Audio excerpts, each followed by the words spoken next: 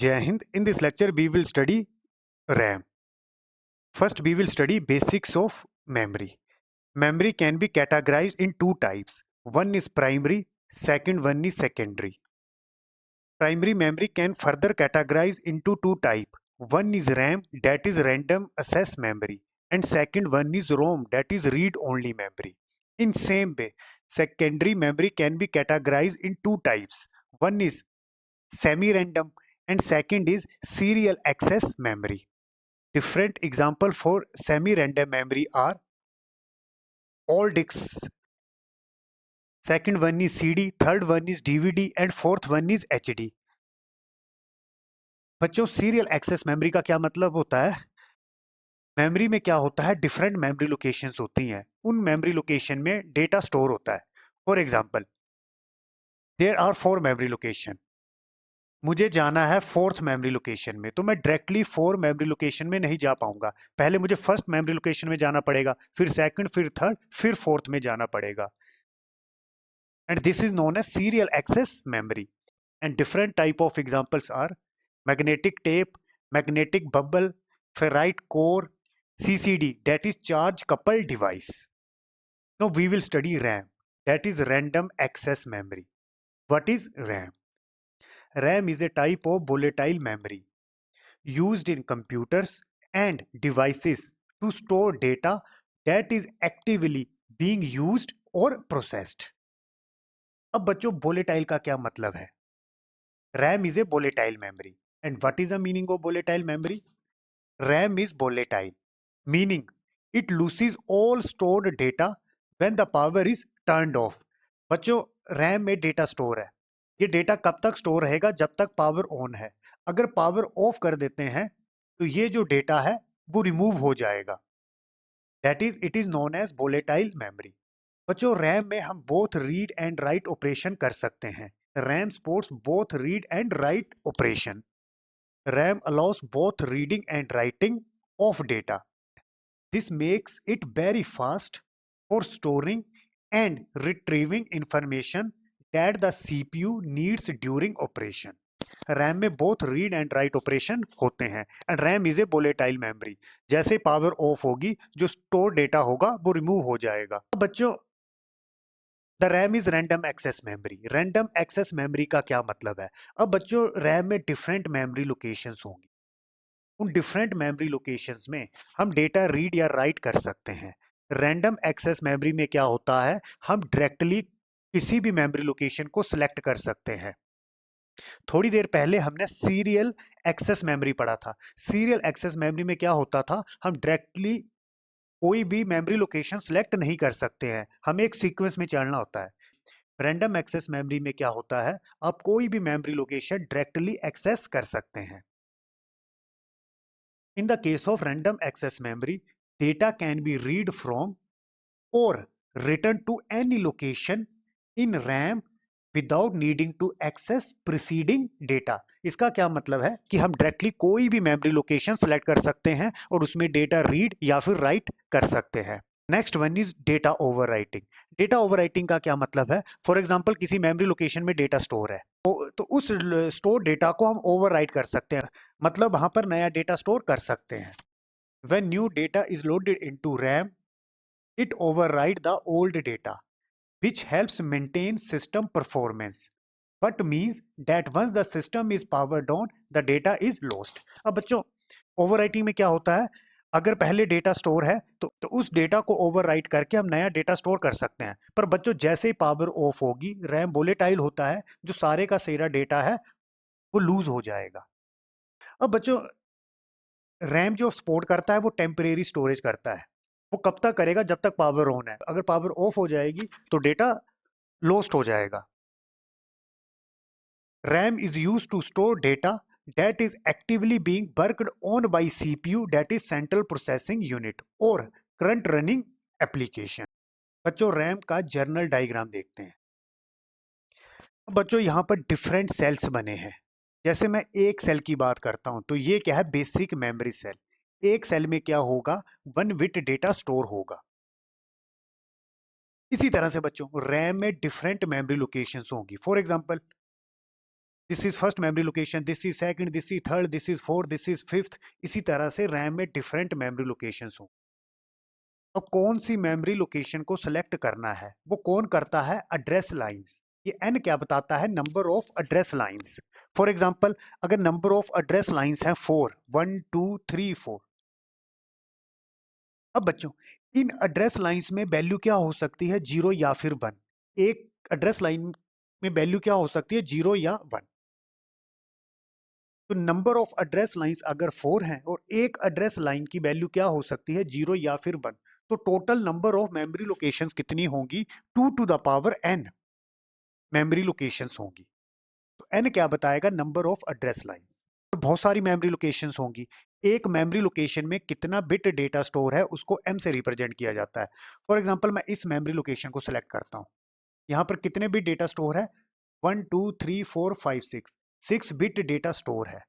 तो जितने bit data store है उसको m से रिप्रेजेंट किया जाता है। या आप ये बोल सकते हो m क्या बताता है? Data lines. Again I am repeating, किसी मेमोरी लोकेशन में कितने बिट डेटा स्टोर है उसको m से रिप्रेजेंट करते हैं।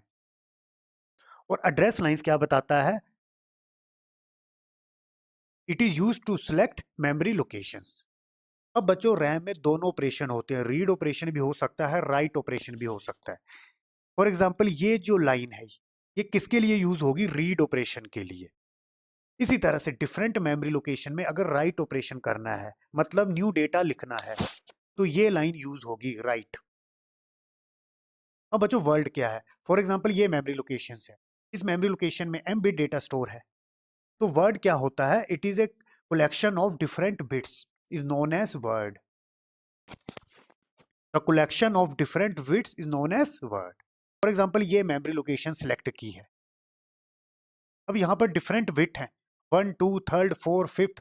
कौन सी बिट चाहिए ये वाई सिलेक्ट डिसाइड करता है।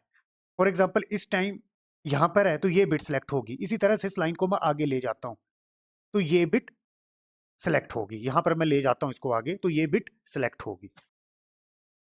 बच्चों n क्या बताता है? Number of address lines.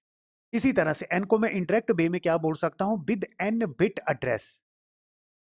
Maximum number of memory locations कितनी होंगी? 2 टू द पावर n। बच्चों इसको देखो मैंने ऐसे क्यों बोला? n क्या बताता है? Number of address lines. For example मेरे पास एड्रेस लाइंस हैं 2। फिजिकली ये वाइड कनेक्शन है, 2 एड्रेस लाइंस हैं। और आपको याद रखना है जो एड्रेस लाइंस होती हैं जनरली यूनिडायरेक्शनल होती हैं और जो डेटा लाइंस होती हैं ये बाई डायरेक्शनल होती हैं। तब इस तरह से एरो बनाए हैं। फॉर एग्जांपल n मैंने लिया 2, नंबर ऑफ एड्रेस लाइंस कितना हुआ? 2। एक एड्रेस लाइन में वैल्यू क्या हो सकती है डिजिटल में? 0 या फिर 1। इसी तरह से 0 या फिर 1। एड्रेस लाइंस 2 हैं तो टोटल मेमोरी लोकेशंस कितनी सिलेक्ट होंगी? 2 to the power n that is 4। इसी तरह से एट ए टाइम रैम में एड्रेस में कितनी बिट्स होंगी? फॉर एग्जांपल ये 2 एड्रेस लाइंस है तो यहां पर फॉर एग्जांपल 1 स्टोर है और यहां भी फॉर एग्जांपल 0 स्टोर है। तो मैं क्या बोलूंगा? एड्रेस एड्रेस में कितनी बिट स्टोर होंगी? 1 और 0। अगर मैं इसको मोस्ट सिग्निफिकेंट लेता हूं 1 और 0। या फिर ऐसा भी हो सकता है यहां पर 0 था और यहां पर वैल्यू है 1। तो मैं क्या बोलूंगा? रैम में जो एड्रेस अप्लाई होगा वो क्या होगा? 0 1। और ये रीजन है यहां पर क्या लिखा गया? With n bit address. ये n क्या है? Number of address lines. या इंडायरेक्ट वे में इसको मैं क्या बोल सकता हूं? With n bit address. जैसे इस केस में यहाँ पर 2 एड्रेस लाइंस थी, ये एड्रेस लाइंस मेमोरी लोकेशन को सिलेक्ट करेंगी। तो एट ए टाइम एड्रेस में कितनी बिट्स होंगी? एक इसकी एक इसकी। फॉर एग्जांपल इसकी वैल्यू कुछ भी हो सकती है, 1 0 या 0 1। इसकी 1 या इसकी 0 ले लिया मैंने। तो मैं इसको क्या बोलूंगा? 2 बिट एड्रेस। तो अगेन बच्चों if n is number of address lines तो total maximum possible memory locations कितनी होंगी? 2 टू द पावर n। इसी तरह से each memory location if m bit are stored. For example ये मेमोरी लोकेशन है, इसमें m बिट डेटा स्टोर है। then memory capacity is written as 2 to the power n into m। यहाँ पर n क्या बताएगा? Number of address lines. या आप ये बोल सकते हो n बिट एड्रेस। और m क्या बताएगा? नंबर ऑफ डेटा लाइंस या फिर number of data bits stored in memory locations. For example बच्चों मैं इसको लेता हूँ, एम को एक बार मैं एम को एक्सप्लेन कर देता हूँ। मैं इस मेमोरी लोकेशन को ले रहा हूँ। इस मेमोरी लोकेशन में एम कितना है, 1 2 3 4 5 6, 6 बिट डेटा स्टोर करना है। तो कितनी डेटा लाइन चाहिए, 6, 1 2 3 4 5 6। ये 6 एड्रेस लाइन पैरेलल में at a time 6 bit data हम राइट या फिर रीड कर सकते हैं। राइट मतलब स्टोर करना। बच्चों ये मुझे रैम का साइज दिया है, मुझे कैलकुलेट करना है address lines and data lines, मतलब मुझे एन कैलकुलेट करना है और साथ में एम करना है। रैम का जर्नल साइज कैसे लिखते हैं, 2 to the power n into M, that is 4। 4 को 2 की फॉर्म में मैं कैसे लिखूंगा, 2 to the power 2 इंटू, बच्चों ये है किलो। मेमोरी के केस में किलो किसके इक्वल होता है, 2 to the power 10, that is 1024 bits.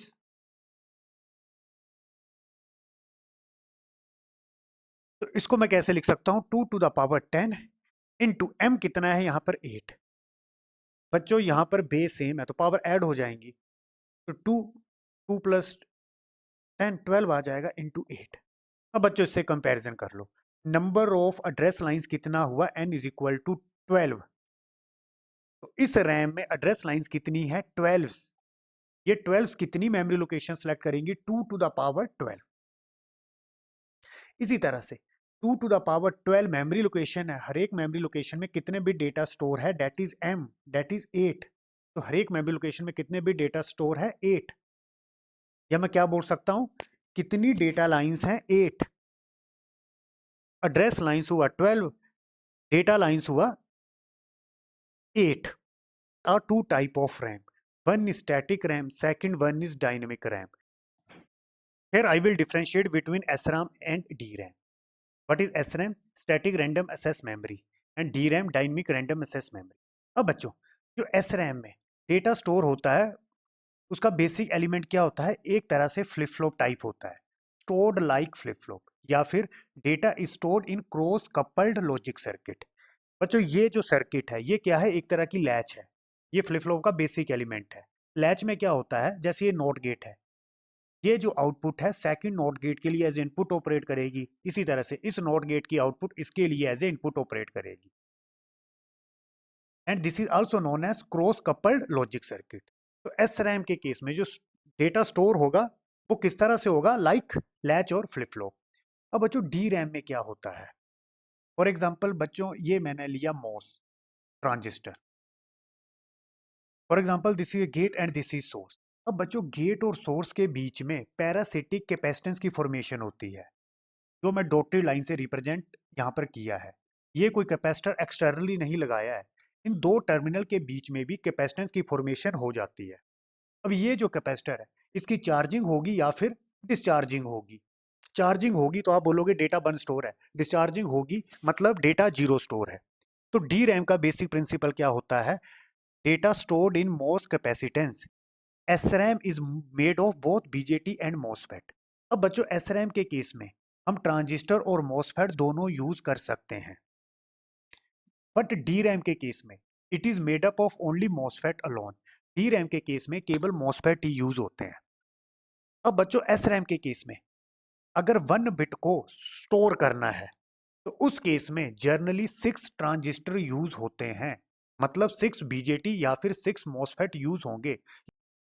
ये जरूरी नहीं है कि 1 बिट के लिए 6 ट्रांजिस्टर चाहिए, ऐसे भी एस रैम है जिसमें 1 बिट को 4 ट्रांजिस्टर से भी स्टोर कर सकते हैं। पर जनरली जो फेमस एस रैम है उसमें क्या होता है, 1 बिट को स्टोर करने के लिए 6 ट्रांजिस्टर चाहिए, और डी रैम के केस में 1 बिट के लिए 2 मॉसफेट चाहिए। तो डेंसिटी किसकी ज्यादा हुई, डी रैम की डेंसिटी एस रैम से ज्यादा हुई। डेंसिटी का क्या मतलब है, अगर मैं सेम एरिया लेता हूं उस केस में अगर इस सेम एरिया में हम एसरैम यूज करते हैं तो हम कम बिट स्टोर कर सकते हैं, पर ये जो डी रैम है इसमें हम ज्यादा बिट स्टोर कर सकते हैं, क्योंकि यहाँ पर 1 बिट को स्टोर करने के लिए 2 मॉसफेट चाहिए, यहाँ पर 1 बिट को स्टोर करने के लिए 6 ट्रांजिस्टर चाहिए।